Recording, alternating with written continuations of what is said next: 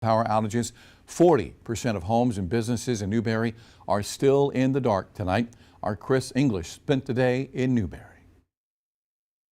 And JR, for those in the town of Newberry, things are starting to get back to normal with power on at shopping centers, gas stations, and even traffic lights. But for those who live in the rural portions of Newberry County, it'll be another night in the dark.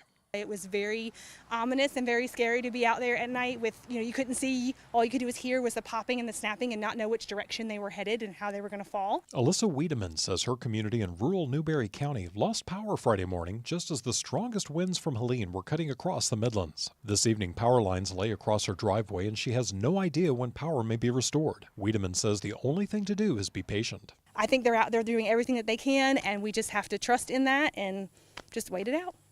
Meanwhile, today in the town of Newberry, Sheriff Lee Foster and his team were busy at their headquarters handing out bottled water and ration meals to anyone who needed them. Foster says he's never seen a storm cause as much damage as Helene. I was astonished at the damage. I'd never really seen anything like this in Newberry County. I did work Hugo when it came in, and there was a lot more building damages in like Hugo, but the tree damage and the electrical power grid damage was just catastrophic here. Sheriff Foster says most people have been understanding of the situation, but he knows that frustration can also set in. When you're without power for 5 days, frustrations, anxiety, it sets in, and that's natural. And we just ask people for the patience, because I'm telling you, those line crews are working hard, man.